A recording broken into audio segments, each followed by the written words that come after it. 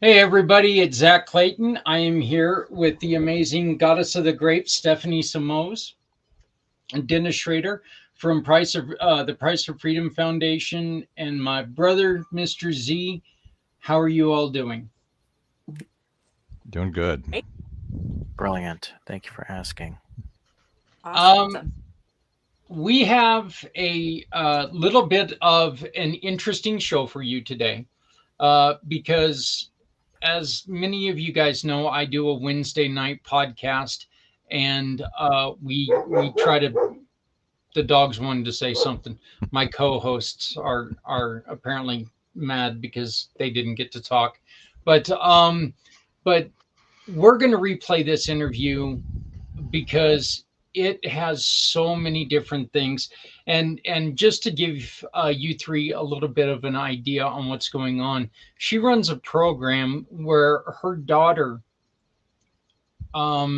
middle daughter became had issues and became depressed and tried to take her life. And they went through and they did a lot of things. And after years and years of making sure and finding out things, and this is one of the things that we talk about, and this was probably one of the things was that caught my mind the most, is that she took, and what she did was she left it up to, or she had it in her mind, my daughter's getting help, I'm going to back off. We come to find out, and Dennis, I'm pretty sure you've heard this story before, that can't happen because her during this time her daughter was still attempting to take her life on different occasions. So have you ever heard a story like that, Dennis? You know, I haven't been as actively involved in the mental health industry as many others have. I have not actually heard of that. I was actually thinking about a friend of mine from the Army, Colonel Randall Schwally, who was talking about, and I knew his daughters from when we served together, and I remember several conversations where he was talking about his youngest daughter, and her, um, she had at least one. I'm thinking it was more suicide attempts, and so I don't really. I mean, I just remember him going through all kinds of turmoil and doing whatever they could um, to save her life, to basically give her a reason to live. She has survived all of that, and she's now in her 20s. But I was just, as you were mentioning that, I was thinking about, and I was about to surreptitiously send a text message to my friend to say, hey, this might be something that you could provide some personal insight into as well. So The wonderful thing about this is, and you guys will learn about this a little bit more as we play this. And unfortunately, just to let you guys know, we're not going to be able to respond because this runs over our allotted time. And as business people, unfortunately, we've got top of the hour commitments. But we will be talking about this video more next week on the show. But their process is 4 questions. That's all it is. It's 4 questions, but it's so amazing and it works because the and the first 3 questions, guys, are yes or no. But the question number 4 is the one that's going to make them start to think. It's going to give them it's going to give them a little bit of, well, like I said, it's going to make them think, it's going to give them a little bit of direction and make them kind of really think about things that are going on in their lives. So I really think that you guys are going to enjoy. Geez, everything I've got's talking now. Real professional I am today. So what I would like to do first is I would like Stephanie, please give us an introduction of who you are and what you've got going on. Sure. Hi, everybody. My name is Stephanie Simoes. I am a cause entrepreneur with One Hope Wine. What that means is I partner with nonprofits and people to help with fundraising through wine throughout the year. And that has kind of led us into veteran housing, which is really cool. I've learned so much from these nonprofits I've worked with about the homelessness crisis with our veterans, and it's kind of inspired us. And our small business to kind of take that in a different direction. So if you'd like more information, my link tree is on the screen. You can contact me on socials there. Love to hear from you. Thank you very much. And yeah, as she said, the link tree is right there for you guys to look at. Trying to get the other thing set up. So this is going real well. Dennis, why don't you tell us a little bit about the Price of Freedom Foundation and how people can get a hold of you? Sure. Well, my name is Dennis Schroeder. I'm a retired lieutenant colonel from the U.S. Army. Spent 24 years in service there. About a little bit more than 4 years ago, I started the Price of Freedom Foundation. It is dedicated to telling the complete life stories of our fallen, those who died while in military service to our nation, and to do so in depth. So as we are approaching Memorial Day, we're going to see lots of memorials to our honored fallen, but most of them are going to be, by necessity, fairly abbreviated. We believe that they and their sacrifice deserves more, and their families and friends and our nation really deserve to have the opportunity to know who they were as a total person. So that's what we do. We produce books, and we intend to produce video documentaries, and our first story is out and available on all of the online retailers, booksellers, Amazon, Barnes & Noble, etc. It's called Silent Soul, the Machinist Mate First Class Alfonso Abdel Amos story, and you can find it either by searching that or the Price of Freedom Chronicles on any of those sites. Thank you, Dennis. And if you guys want to find out more about Dennis, please go to our any of our pages, and you're going to be able to find out Dennis's story. He's not only part of our team, but he was our very first guest, and we got to learn a lot more about him. Right now, if you check out Stephanie's link tree, it's going to take you to the Community Pay It Forward One Hope Wine Facebook page. And Dennis was also one of the people that we are trying to raise money for. So, you can always find out more about Dennis. So thank you very much, sir. Mr. Z, let's get some info about you to all of our wonderful, wonderful people. Thank you. Lots of wonderful people here, just like your audience and everybody here.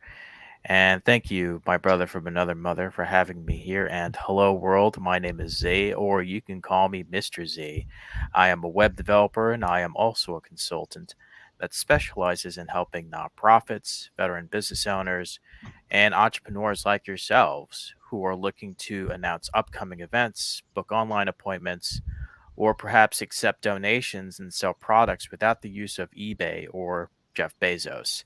I also provide a free consultation to those who are looking to get started on their brand new website, and to those that have an existing website, but they're not comfortable with the idea of making changes to the code of their website, whether it's WordPress, Wix, Squarespace, or more.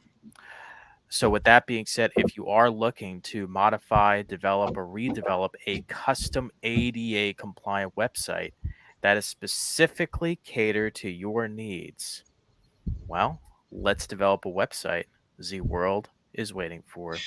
Thank you very much, and back to you. You know what? You're missing your logo up top. There you go. There it is. Yeah. That's the PAG channel, everybody. I'm on a coattail like a parasite. It's actually kind of it made me a little verklempt, if you will, because I used to sit there in our networking meetings and listen to that all the time, and I always loved the Z World is waiting thing. So good observation.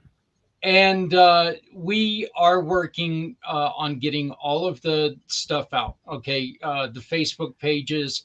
Uh, Z is working diligently on getting all the code and everything that we need for the websites to where we can put the footprints forward on all of our websites and make sure that it's there for you guys to use and use for anybody who's out there that needs it. And we did come up with something today that is a very important part of what we're doing. And I'm just going to flat out give her the credit because Stephanie provided us with our brand new mission statement. And it's providing resources and sharing stories to support mental health and suicide prevention in a forward direction. So that's what the four of us and the six other people that you don't see right now, that's what we've all gotten together for.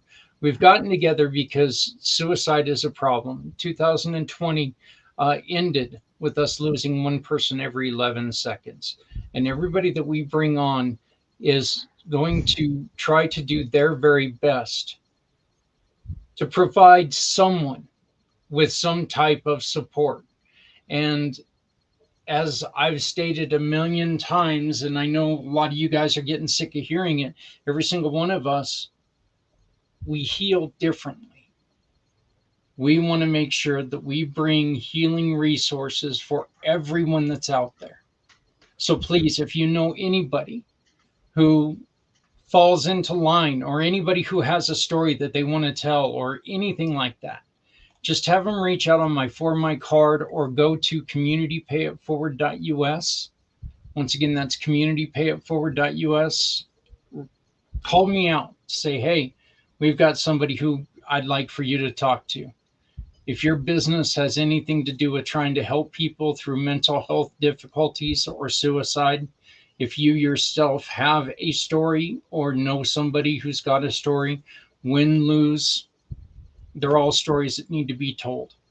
So just please reach out to us and we'll do our best to bring you on and tell your story and see who we can help. So okay, guys. Well, very short show for us today because now we get to kick back and watch as I did this interview, and it's like I was telling Stephanie and Z earlier, Dennis.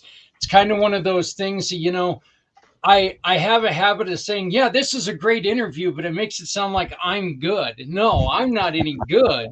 It's the people I talk to that are so good, and that is truly the story here, because they've got a program that it's aimed at teen suicide, but what this is the the way that they put it together. 4 questions can be used for anyone. So I'm going to start the interview because I want you guys to go on ahead and see it instead of me ruining it. But let's do this, and then once again, we will all be back next week to give our views on what we see here. If you do have any questions, please make sure that you reach out to us because we're all willing to talk about this. That's the reason we do this. So for Stephanie, Dennis, Mr. Z, and myself, please enjoy this video. It is a little bit longer, but we will see you next week. But this video is so very important, so I hope that you enjoy it. Please make sure that you take care of somebody because people out there, they need your help. Okay, make sure you never walk away because you don't know if that's going to be the last time if you ever, that you ever see them. So we will see you next week. Thank you very much.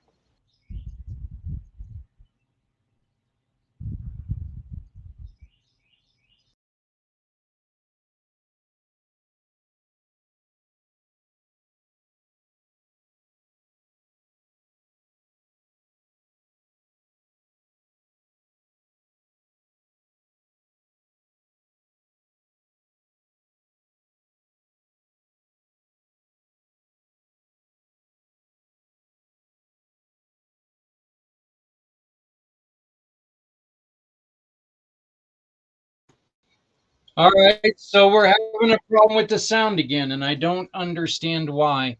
So give me just a second. Let me see what I can do here. And darn thing. Usually it's got a button on there um, that says share the sound, but it's not doing that right now. Let me see if I can find it here. So this is, I know, compelling, right? The best, the best show in the world. Yeah, there you go, Z. Very compelling. Yep. So, uh, oh, this is wonderful. Oh,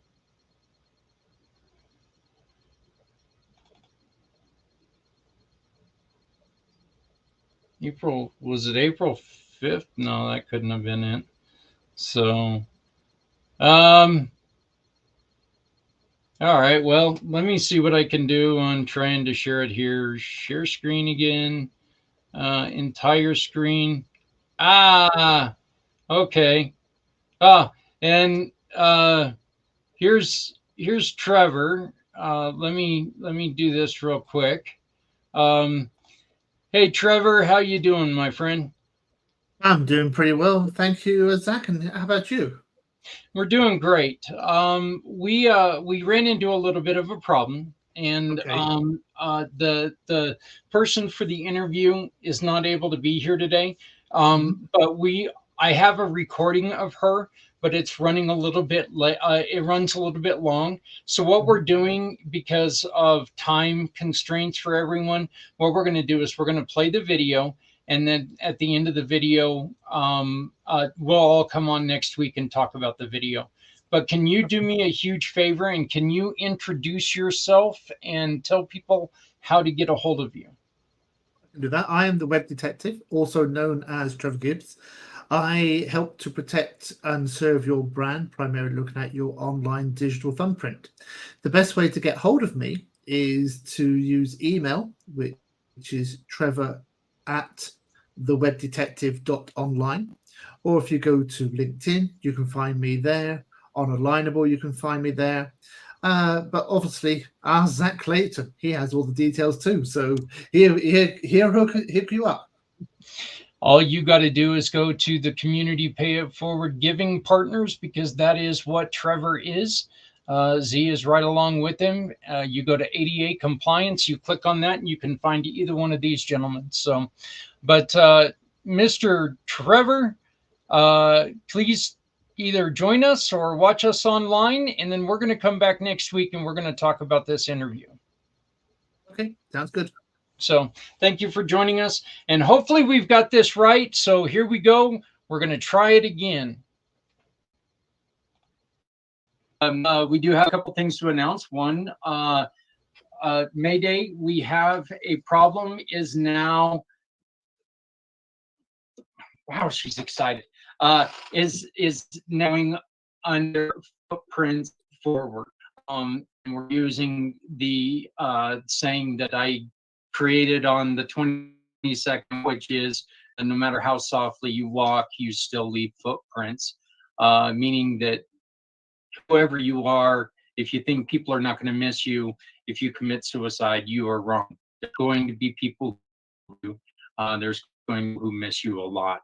One other announcement that we've got is the day that we are going to announce the date for the Chili Cook-Off and Toy Drive for 2023 with Key Largo Lounge. Number 6 is here now. Wow, excited much. But it is the second Wednesday of the month, and that means that I am joined by my very, very, very special co-host. Let me try that again. Co-host, because he's not a co-host, he's a co-host. Mr. Les Simpson. How's it going, Les? My co-host. Really. How are you?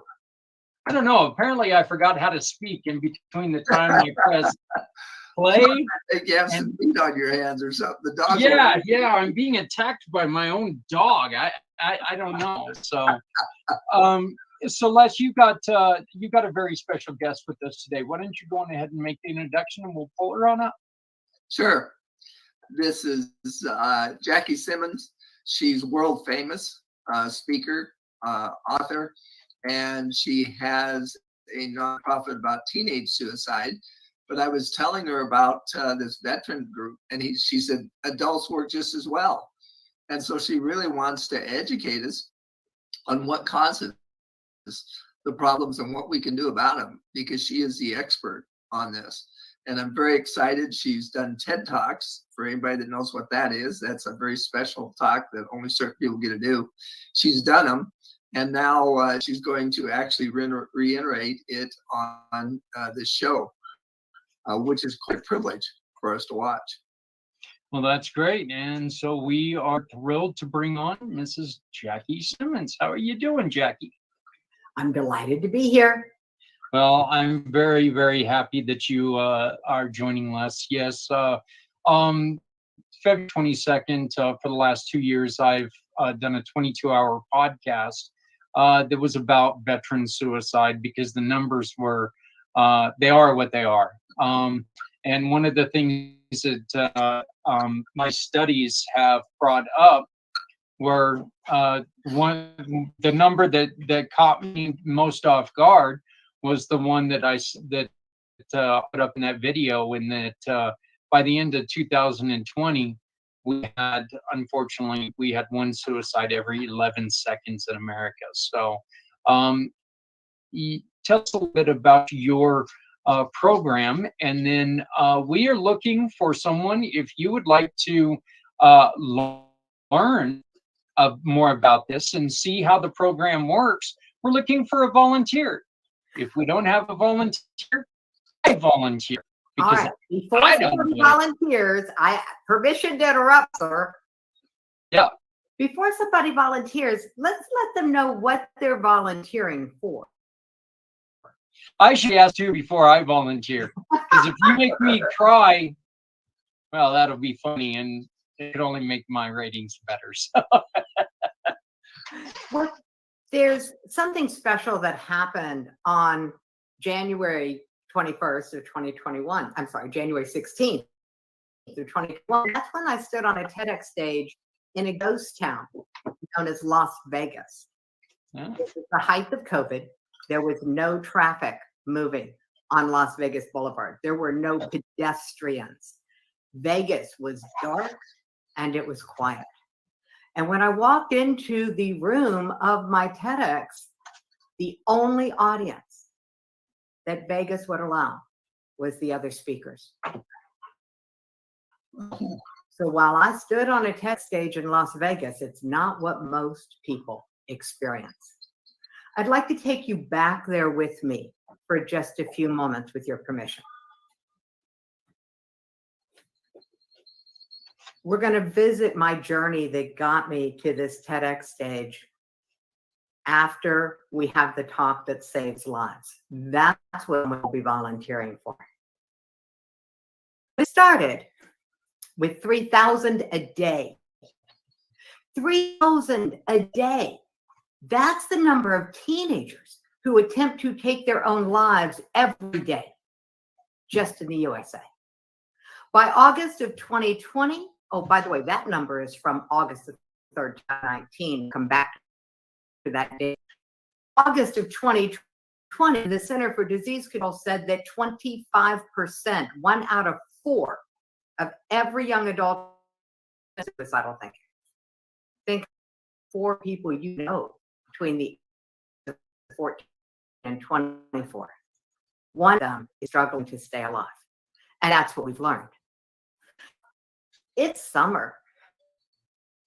And in the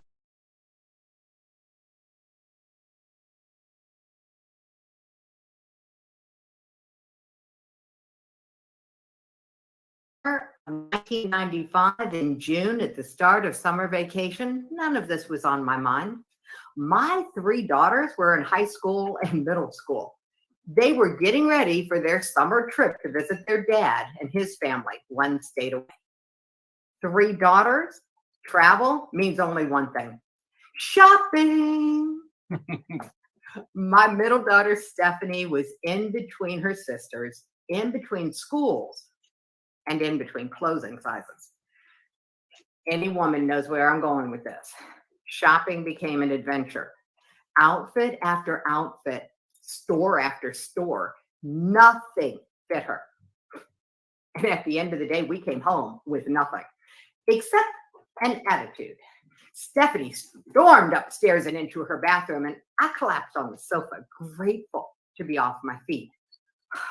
Peace and quiet. And then, Mom, I think I need help. My eyes were drawn to Stephanie's left arm. Blood was dripping off her fingers on the floor. The emotional part of my brain started screaming in terror at the sight of my bleeding, obviously suicidal child. The rational part of my brain started flipping through files in my head, trying to remember the date of her last tetanus shot. Have you ever been panicky and calm at the same time? I wrapped her arm, held her tight, and assessed the wounds. They were not life-threatening. We made plans to see, we bandaged it up, made plans to visit the local teen mental health facility the next day, made the appointments.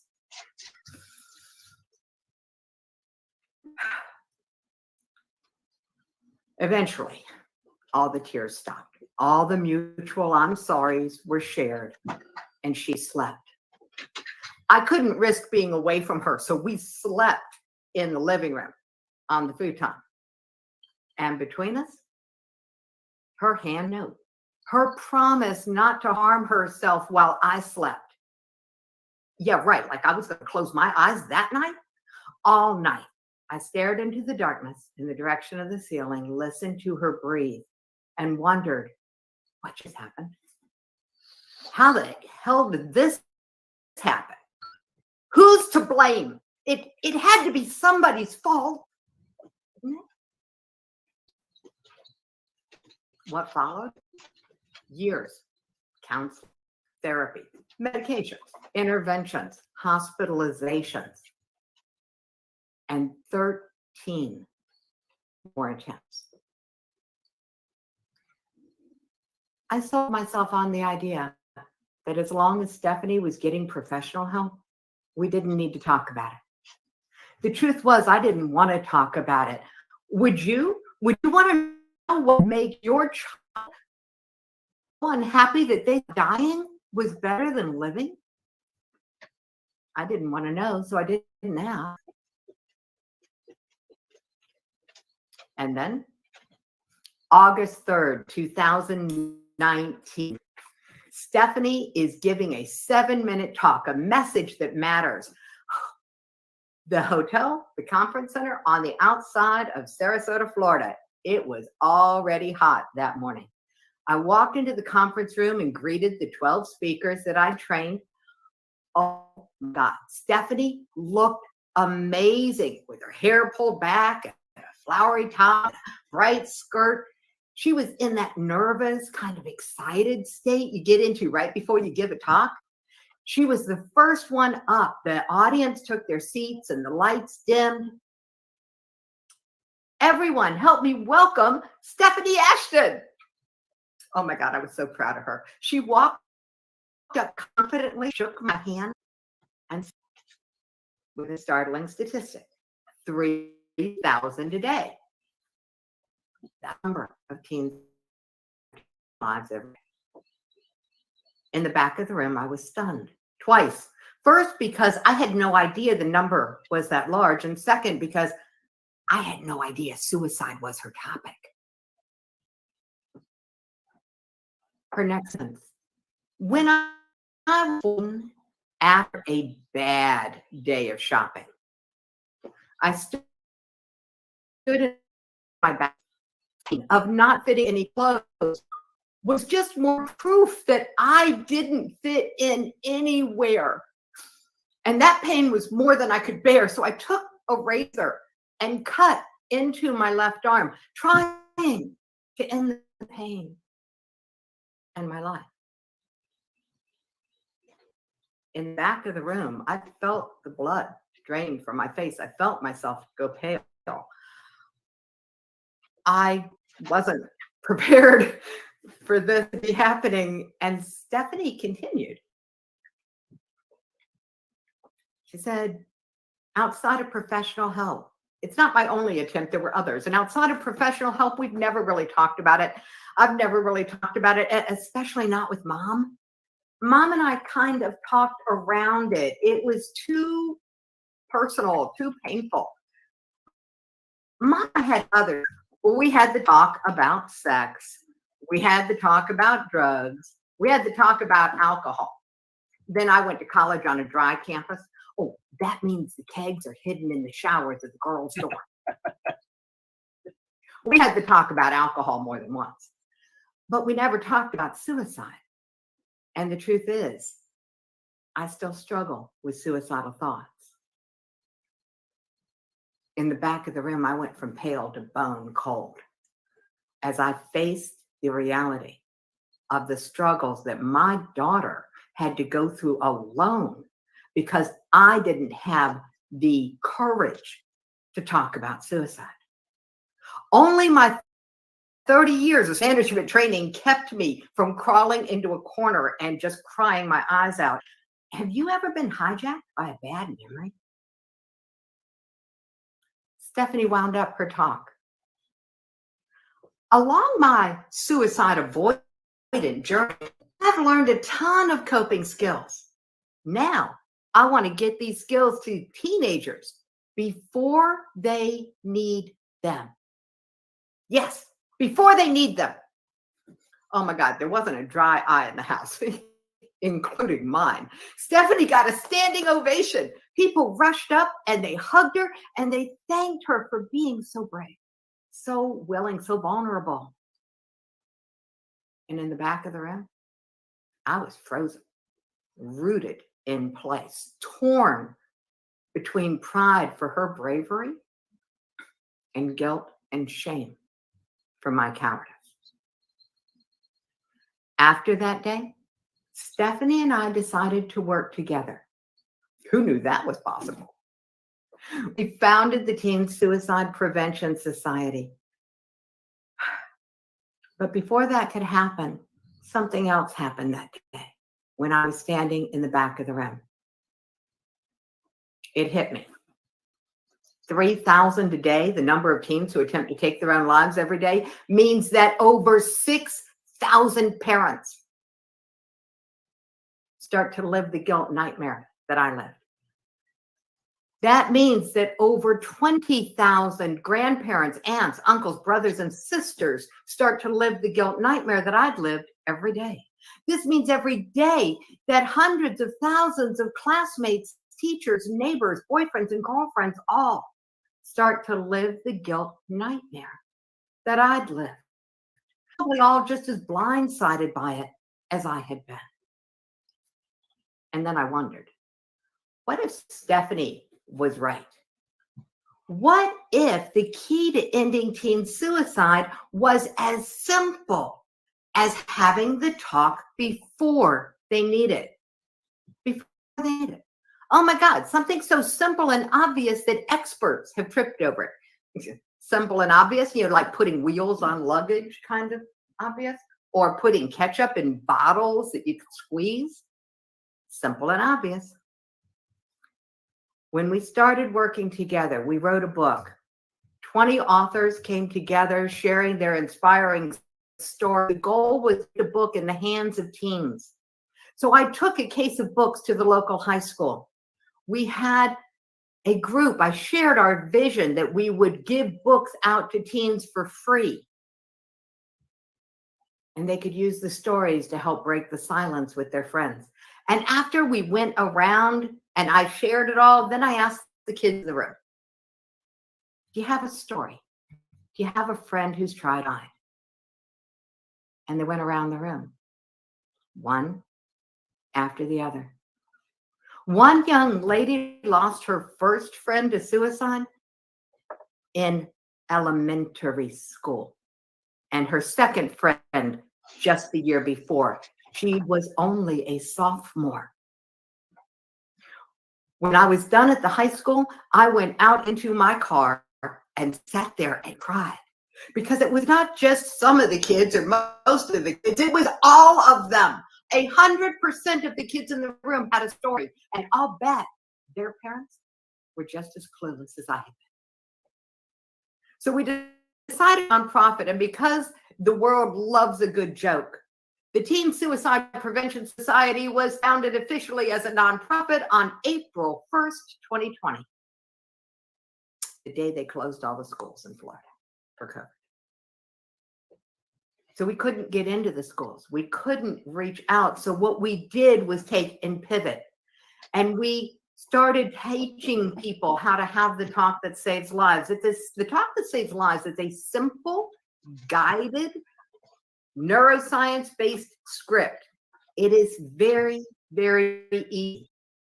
And we started teaching it to parents and teachers and teens. And what we found was that it works. Tammy had the talk with her troubled son. They cried together. He agreed to get professional help. Raphael shared his stories with us. He has reported back to us that the talk has saved 16 lives. 16 teenage girls have decided to stay. He works with troubled teens. Now it's going to be your turn. The talk is super simple. It's available for free on our website. You can get the guide for the talk that saves lives. Along with it, you can get the Why Not workbook. Don't wait. We want you to have the talk, but we don't want you to go into it blind. So before you go to get the guide, let's let you be part of the talk. So here's the invitation. Hey, I've decided to be part of the mission to end veteran suicide. They gave me a guide. I need to practice. Would you be willing to help me practice my guide? And if you are, follow the instructions from Zach. We'll bring you up, and you will get to be the first contestant on the talk that saves lives. And otherwise, I'm volunteering Zach, assuming you're still willing. Oh, I'm still willing. First off, it's terribly important story. And that's what I've got to say. One of the things that I think is so important about your story is it's something that we're parroting quite a bit. Is that, look, there are things out here that, if you're not,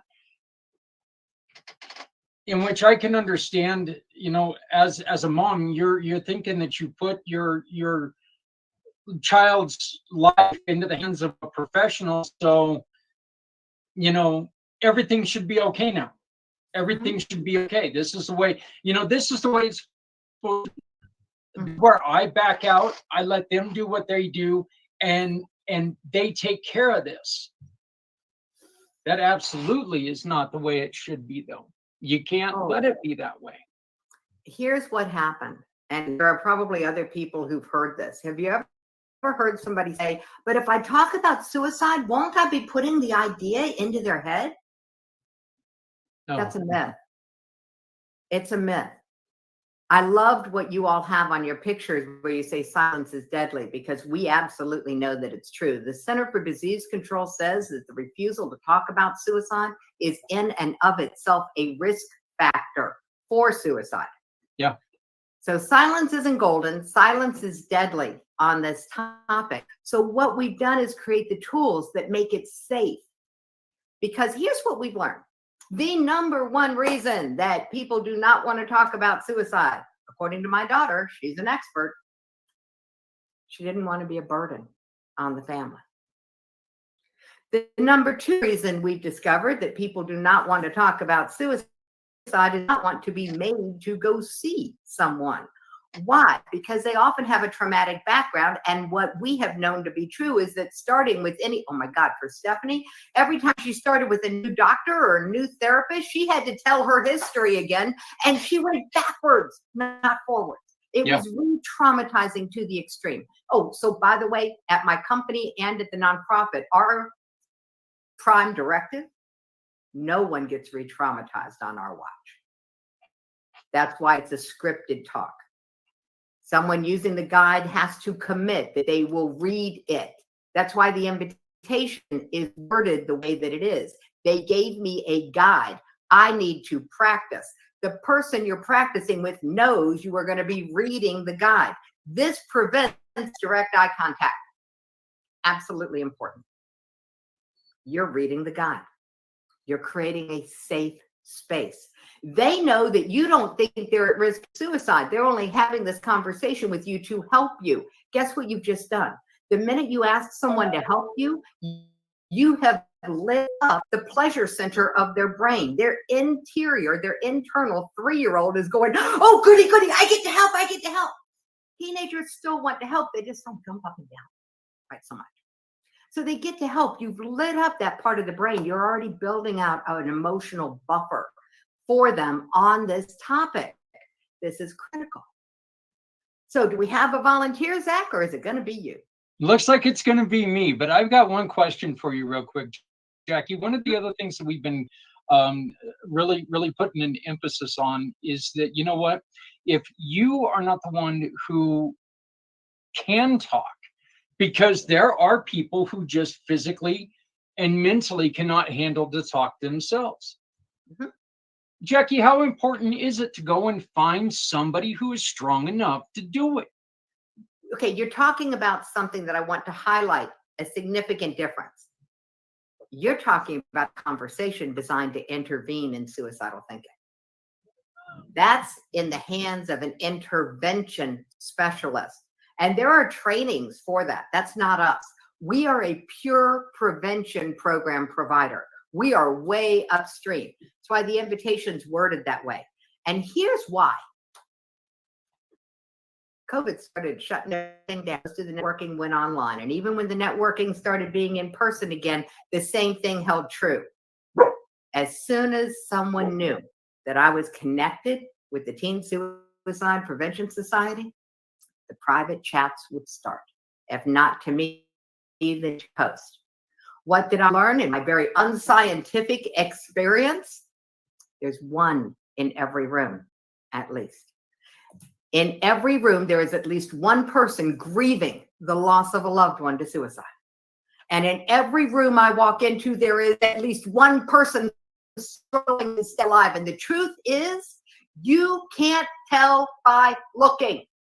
You can't tell by looking. So here's the other thing the Center for Disease Control says.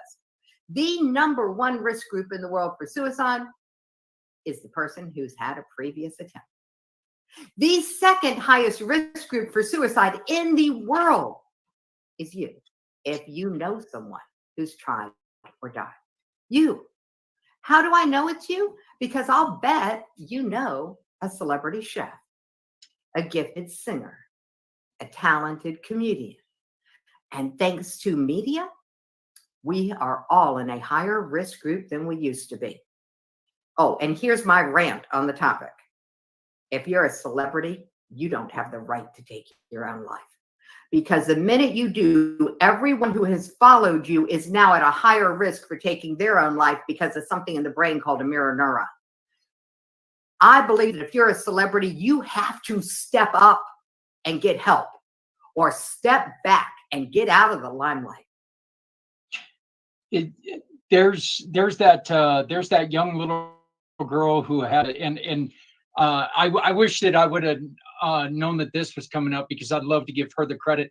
But I know that she has dealt with a lot of mental issues, and as a performer, she was a child performer, and she fully comes out and admits, "Look, I had a problem. I had to step away. I had to," and I love that statement that you just said. The other thing that I love is, the #1 person we have to worry about is somebody who's tried, and it's because it's there. It's there. All right. And look, if you leave a conversation that is not completed, you may never get to finish that conversation. And so, I love what you're doing here. just to kind of give you a little bit of a background on me. As I mentioned right before this, I do the 22-hour podcast about veteran suicide on the 2nd of February every year. 3 weeks prior to that, I had someone very, very, very special to me who ended her life. And so I did that 22-hour podcast with the toughest memory, and it was one of the toughest things I have ever done, was sitting there and knowing that I'm sitting here trying to tell these people not to end their life, these heroes not to end their lives, yet I couldn't reach out to this person, or I didn't reach out to this person in time. And so I think that, this that we're about ready to go through, I think it's very, very poignant. I think it might be perfect timing. I think that we were going to say that this could be something that we were looking for a volunteer, but now I volunteer. I want to see this happen. Thank you, Zach, for volunteering. It's only 4 questions. Are you ready? I am very ready. Question 1. Zach, have you heard about the rise in veteran suicide? Yes. Oh, I forgot to give you the rules. The rules are, for the first 3 questions, you can only answer yes or no. And then on the 4th question, you can tell me as much as you want. Sound good?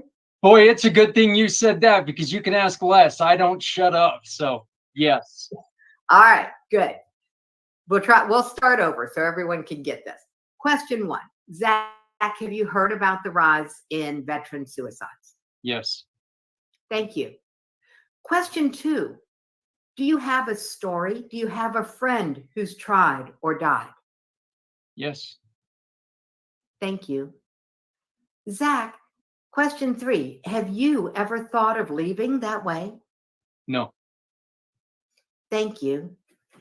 Question 4. Hey, Zach, why stay? What are your reasons for staying? You mentioned it earlier. My sons, my family, my new wife, our kids that I don't even know yet, and my new grandkids that I haven't had a chance to be around. And I offer something to people. Why else? And look, there's no, what would it prove other than, Hey, Zach, I'm going to ask it another way. Let's make it a little easier. okay, good, because yeah. Here we go. You ready? Here we go. Another way to look at this. Zach, what's so good about your life that you want more of it? For me, that answer is very simple. Change. Life changes. I went from a motorcycle accident where I almost died to where I am now, trying to help other people live. And now I got both of my co-hosts here. Apparently my dogs wanted to be not left out. Yes, I don't want to die because of you too, even though your breath stinks. Dogs are very in tune to the emotions. What everyone saw, and you might have felt, is that when you started talking about your reasons for staying, your whole demeanor changed, your energy changed, your voice tone changed. And so here's what happened in the brain. We very strategically, with very neutral language, agitated the broad topic of veteran suicide. Then we brought it closer to home, and then we brought it inside. And so what that does is fire up all the electricity in the neural network that still holds grief and angst on the topic. And then with question 4, we flipped the switch. We redirected, I'll use better language. We redirected all of that energy into a new neural pathway labeled reasons for staying. And then the more reasons that you came up with, the more your brain searched for what's so good in your life that you want more of it. You were building out an entire neural network. So now when you have a naturally occurring thought of leaving, because Freud said suicidal thoughts are normal, they're part of our worst case scenario problem solving mechanism of the brain.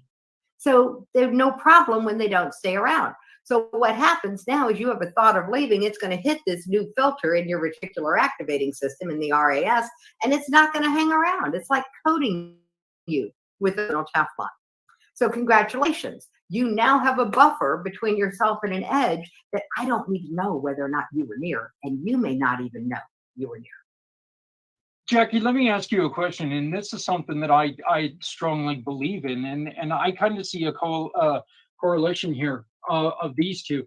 I always tell people, 17 years ago, I quit smoking, and I was smoking 3 packs of cigarettes a day, and I quit on that day. I still had 3 cigarettes in my pack. I still had 3 unopened packs, but I set the time, I set the date, and I said, I am done on this day, and I have not smoked another cigarette since. I tell people I was able to do this because I wanted to quit. I wanted it more than I wanted to smoke. Is that are we kind of talking the same thing here? Because it wasn't, I think I want to quit. This was, no, I'm quitting. I'm done. It's what not we're doing is building out the same motivation. So Zach, to peel this back, why? Why not stay a smoker? What was going on in your head? Why not continue to smoke? Oh, that again, I'm going to answer the same question I did with the why wouldn't I leave? My sons. My sons came up to me and asked me to quit, and that was the first thing. I couldn't get through eating a meal without smoking a cigarette. I could not get a night's sleep without waking up to smoke. Why not stay a smoker? Because you wanted to sleep through the night. Yeah. Because you wanted to enjoy a whole meal. Because you wanted to be around for your kids, and your kids had identified that you might not make it if you didn't quit.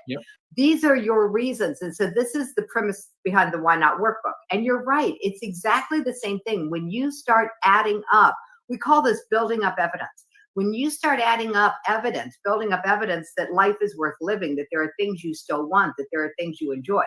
But you can't just go up to somebody and ask them what they want. It really requires the pathway to be effective. Because remember, what we're doing is intentionally building up the electricity and angst on this topic using specific neutral language that you read. And then we're stealing it and redirecting it into the pathway that builds the buffer between someone and an edge that they may not even know they're near. Now, I want to give the disclaimer for any of you who have loved ones that you're worried about. If someone answers yes to question 3, yes, they've had thoughts of leaving. Again, it's really neutral language. They've had thoughts of leaving, and they answer no to question 4. They have no reasons for staying. We say stay with them and dial 911. Oh, they might hate you for it. And you might save their life. But Zach, you've been around this topic a long time, especially with veterans, right? Yes. Yeah. Yes, we've been around it for a day or two. All right. So here's my question for you. Now that you've experienced this talk, and you know that we work with people of all ages, all walks of life. I work with vets all the time. Zach, what percentage of people do you think have had that experience that we've had the talk and they've said yes to question 3, they've had thoughts of leaving, and no to question 4, they had no reasons for staying? Just a percentage. What do you think?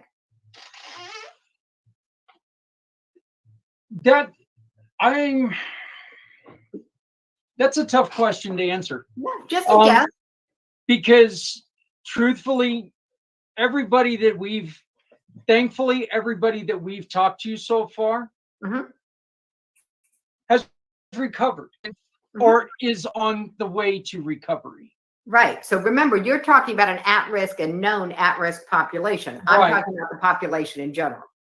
So yeah, I mean, I would definitely say over half. I mean, we know look, and we say it all the time. It was at one point in time where we would say that every single one of us knows somebody who's had cancer. Mm-hmm. We're this way about suicide now. Every Right. single one of us knows someone. Right. So that's question 2. Do you have a story? Do you have a friend who's tried Yeah. or died? The question is, when someone says yes, they've had thoughts of leaving, to question 3. And when I ask question 4, when someone asks question 4, what are your reasons for staying? Why stay? They said nothing. 0 reasons for staying. That's the red flag. You call 911. You don't wait. You stay with them.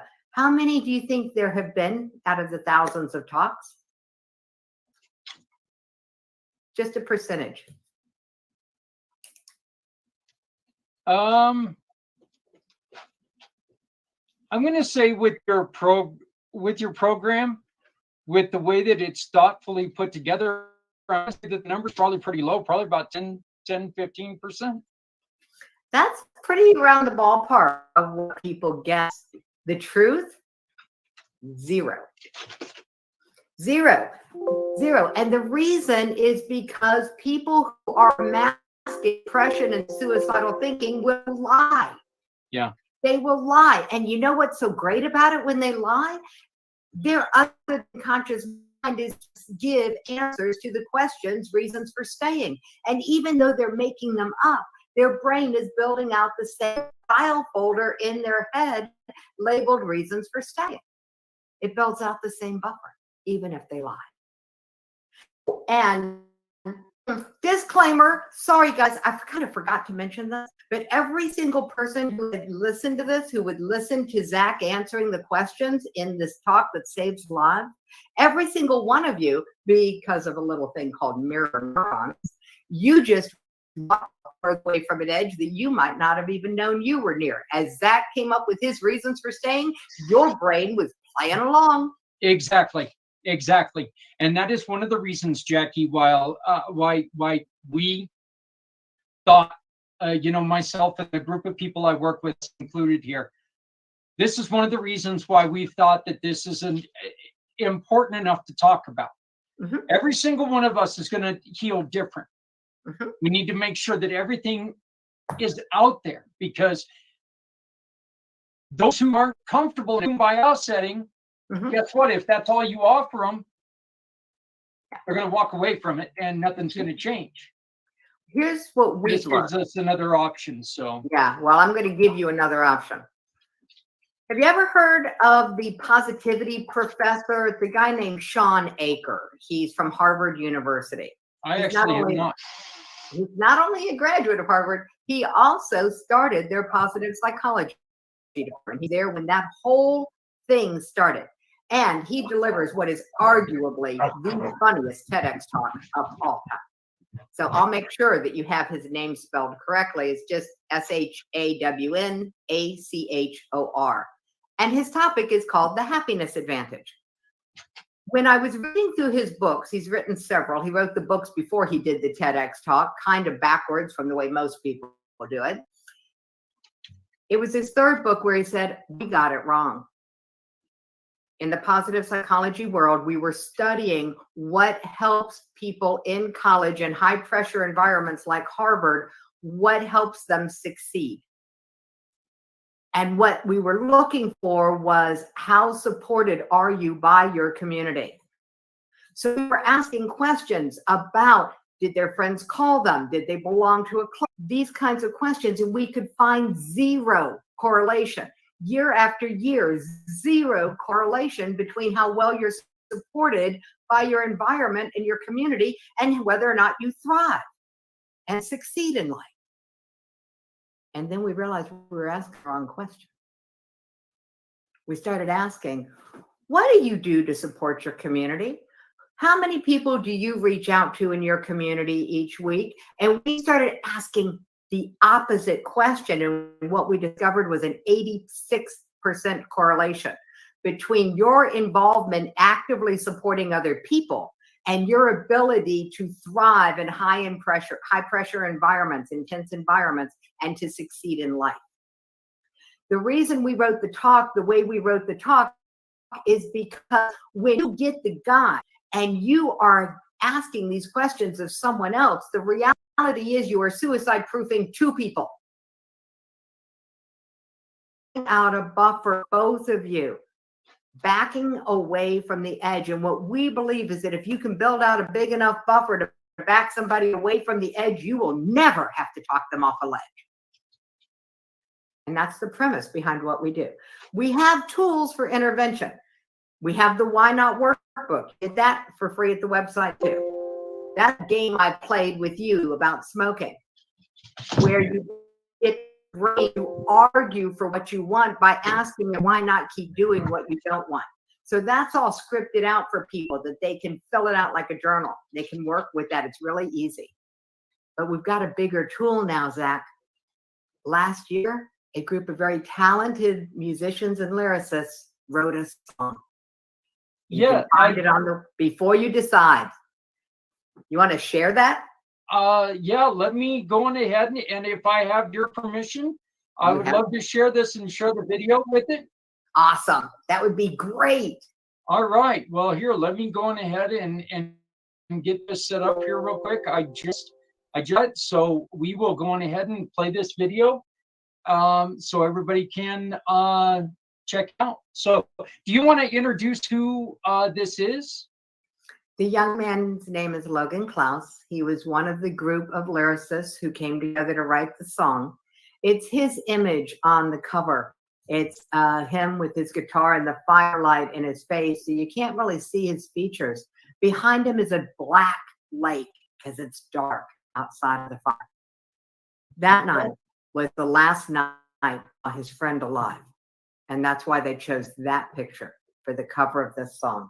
And you'll see what comes when he plays this. Okay, so this is Logan Klaus. Before you decide, and you can find so on your website, correct, Jackie? Correct. The button that says the song. Okay, so here we go. Let's go on ahead and share this with everyone.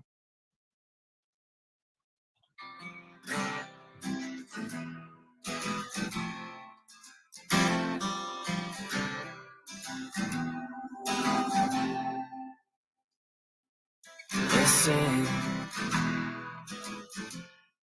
I don't wanna wait. I don't want to find out that I asked too late. Don't have to change. There's no need to worry about what you say. It's alright. I'll be many nights. Takes to find your reason why. Or you decide to throw it away. Just know that the storm clouds won't always remain. Or you decide you can't find the way. Just wait for the sun that comes after the rain. Before you decide. Before you decide.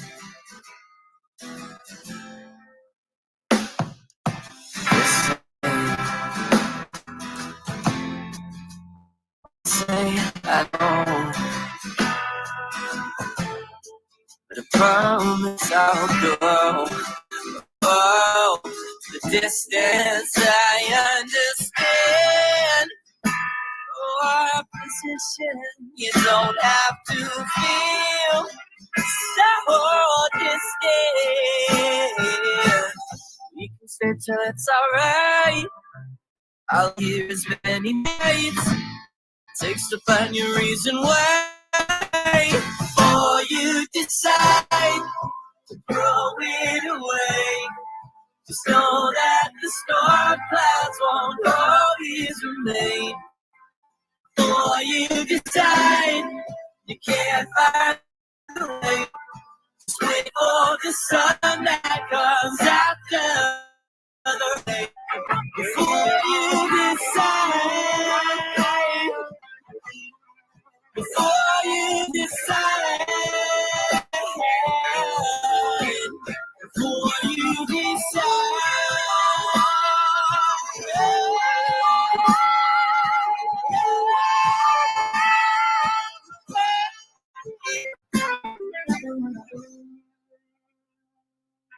listen.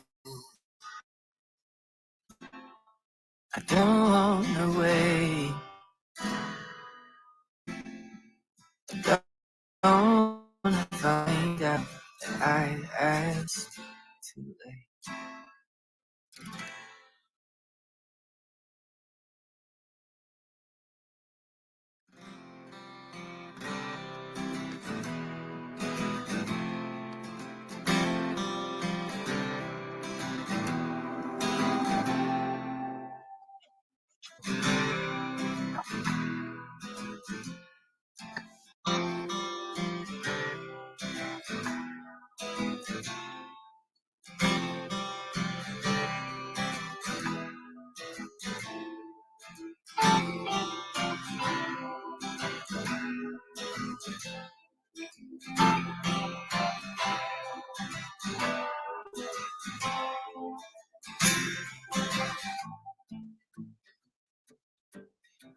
That was absolutely amazing. It really was. I'm very, very impressed by that. A couple of things that and more, but wait till I'm okay. He was playing on my other screen, so a couple things that really caught my eye, and that was it looked like it was every town in America that he was at. I think that makes a huge impact because every kid in the world can see exactly where he was in their town, no matter what their town looks like. Yeah. The point, it was also cited in one area because you looked over and it was the bigger single family homes. And so I think that was making a really, really good point. And then, just I'll make the commitment. And that was something, the other really words, I'll never say no. Because that's something that we always try to tell people. Oh, I know how you feel. Oh, hell no, you don't. Yeah. You may, and we try to let people know that, look, your situation is different because it's you. That's what makes your situation unique, is it's you in this situation. And so what got me there is not what got you here. And so that's why we really do. We always try to tell people, don't ever say, I know. Instead, what do you give people to say instead of, I know? And now you ask them why. What's number 4? Okay. Yeah, number 4, why stay, but you can't start with why stay. Right. Yeah. So it doesn't work well. The first thing, if you think someone is struggling, the first thing is say, I'm here. I got you. I'm not going to leave. And then to them about what's true. Tell me about your worst day. Tell me about your best day. Do you see the grasshopper? Get them grounded. First, you just address the fact that they have them. Don't ask them to what they're feeling. Not a good idea. Better to ask them, do you see the grasshopper? Whatever it is, put them back in touch with their physicality, with their environment. We call it a cup. Get them to say something about something that's concrete, universal, and picturable. That's a cup. Because if they're holding on to something that's real, you've got a better shot. Jackie, one of the other things, and then Les, I am hoping that you want to jump in here and ask a couple questions. I know I've kind of taken over your guest and I've kidnapped your show here, my friend, but this is just fascinating for me. Jack, one of the Brian gave a wonderful program. Brian pulled the gun out of his mouth when he heard the word God, and where the words of God are not what it takes for everyone. He that is what saved him. But he says, and excuse my language, he says, if you are going to tell people I'm here to listen, get ready, because you can hear some shit. You're going to hear some stuff that you're not ready for, but you have to be ready for. All right. This is where I can help. This is where Ben and I want to connect. We have the Advocates for Living program. This is the program that builds emotional resilience in you so that you have the ability to listen without judgment. When you have the ability to listen without judgment, when you can listen without making any meaning from their words, when you can listen without judgment, they will feel free to speak without fear. And get them with a professional intervention specialist as soon as you can. That is professional training required to be an intervention specialist. At the Teen Suicide Prevention Society, we can prepare you for whatever could come up in the Talk That Saves Lives, in the Why Not workbook. We've got the training for you. We absolutely want you to be an advocate for living for everyone. And we do not want you to step in where an intervention specialist is needed. Now, I take a lot of flack. I ran the suicide prevention show. I had people call me out for calling it a show.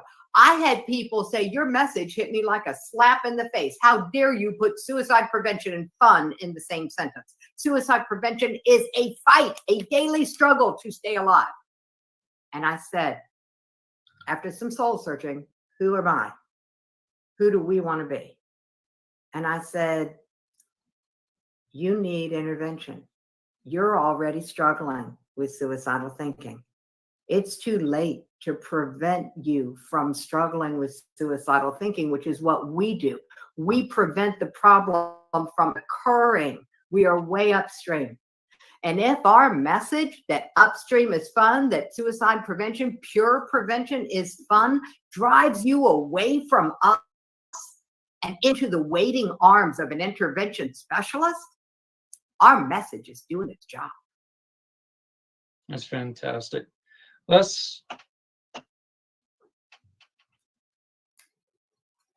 You're on mute, my friend, or your microphone's off. About that, I said, I think this is great. I've learned a lot. Understand more how the mind works and Wow. So I think she definitely should be on many stages and get the word out there in different areas, because this has been phenomenal. And I think the teens and the veterans need to know about it.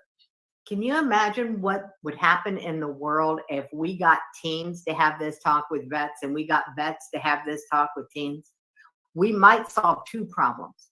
Yeah, that's very true. They all, in my opinion, the guide is really good. Trust me, I've worked on it for years. And I believe they need the Advocates for Living program so that they learn how to have the talk that ends self-sabotage, and the talk that ends bullying, and the talk that ends negative thinking. Those are the other three talks in the training, along with the talk that saves lives. So those are the four components to be an advocate for living. You are prepared to address bullying, to address self-sabotage, to address generalized negative thinking, and to save lives. Because you don't have to, this is what I loved about the lyrics in that song. You don't have to worry about what you're going to say. We've got you covered. We got the guides. Let us help you. Help them. I again, thank you.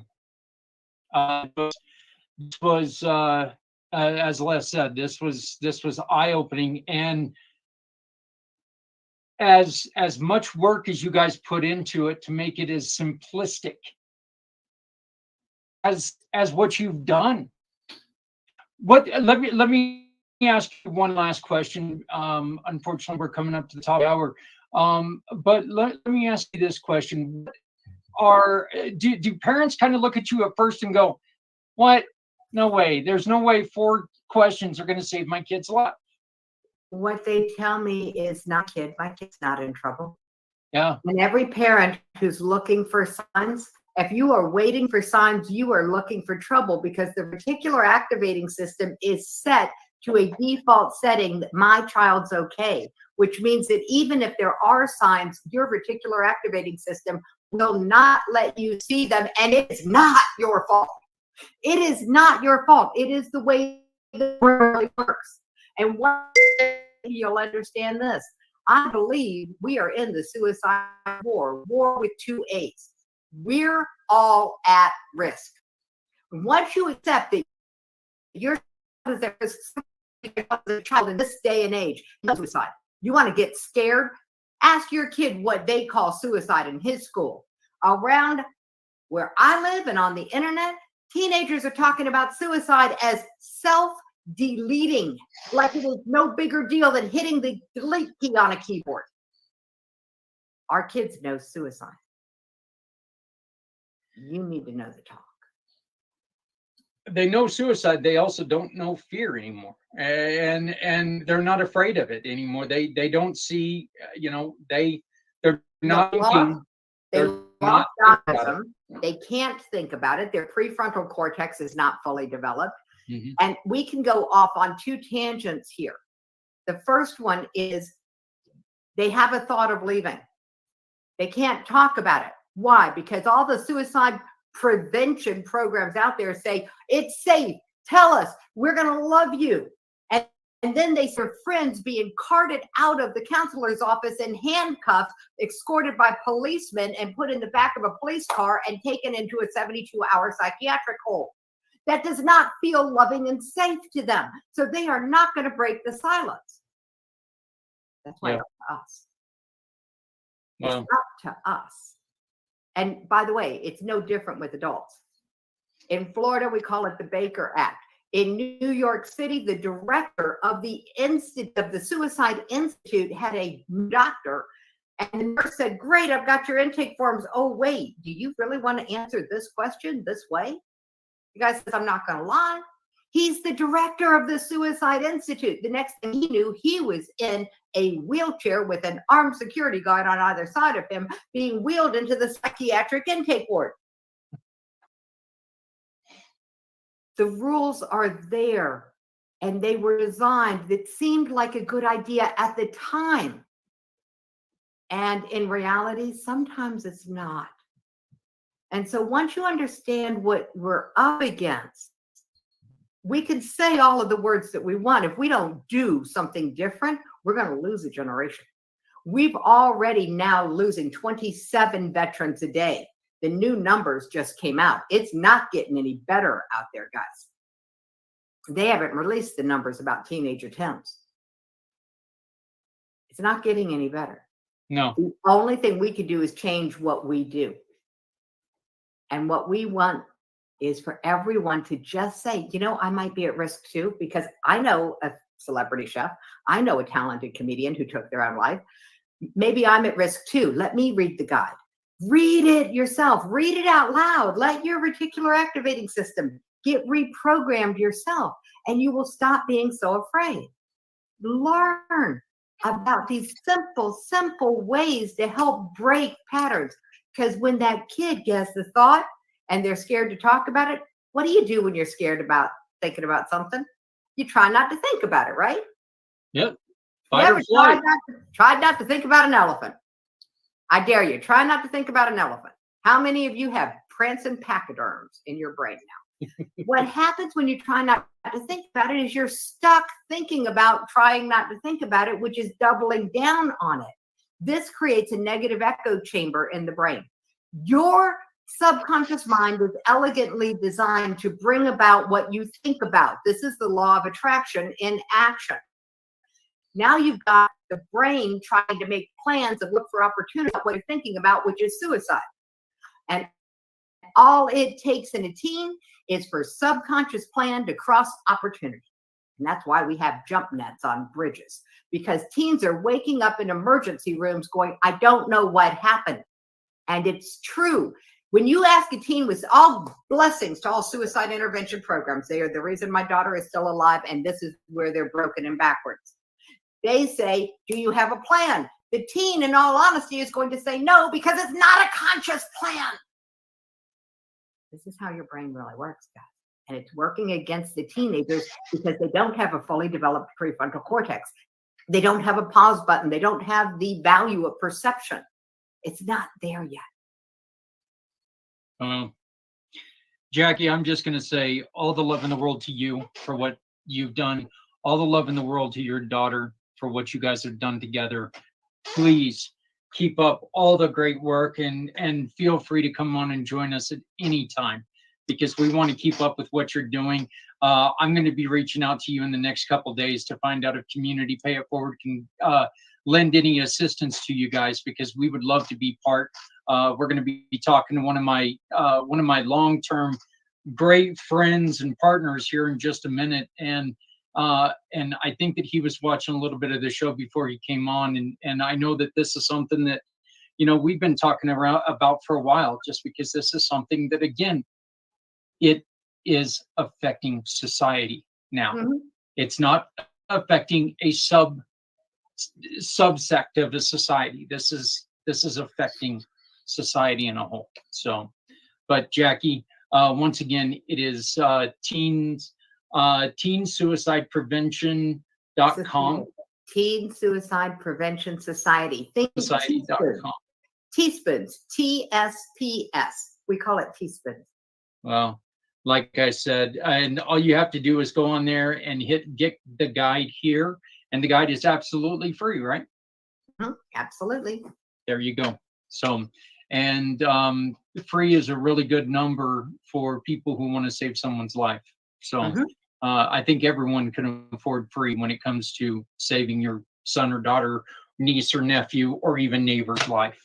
And no one can afford not to, Zach. That's right. That's right. Well, thank you so much again for joining us, Jackie. Like I said, I will be reaching out in the next, probably tomorrow. I am so excited to talk to you. Les, you got anything going on this week? Usually I'm used to listening to you talk, but this became so much huge part of what we've just started to announce here on the PAC channel that, you know, I mean, this just, the flow of this show was just chilling. I mean, I'm still sitting here with goosebumps, you know, but I mean, it's such a great, but thank you for bringing her on. You bet. So, Les, you please tell me about how you can help people make some money. Well, what we're talking about is, in fact, Jackie saw this. She introduced me to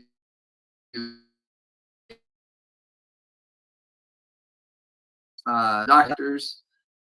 There's a new technology. In fact, how many of you have had a friend or a relative die of a heart attack and you had no concept that they were even sick? Well, that happens. In fact, 70% of the families find out when their relative dies. And when you go into, you can do one of two, a stress test or a blood test. Well, now there's a new technology that a camera that we've had in 180 hospitals for 15 years. And in 10 minutes under the tongue, the doctor can tell you if you have a risk of a heart attack in the next 6 years. And then we have a supplement to restore the circulation so that heart attack doesn't happen. And I'm looking for people that, first off, if you, and this scan's only $300. So introduce me to your doctor. He can buy the camera, and he makes a lot of money in saving your life. But at the same time, I'm looking for medical device salespeople that know the doctors. I'm looking for influencers. And we're talking, with this camera and everything, we're talking 6 and 7 figures for influencers really in the medical or natural health field. And so I'd love to talk to anybody that has always wanted to work with doctors but didn't know how. This is the way to do it. And we can support them, and you'll make, like I said, 6 figures. I appreciate it so very much, Les. As always, we will see you again in a month, and I mean, bravo, my friend, bravo, bravo, bravo. What a great job, Jackie. I cannot thank you enough for coming and being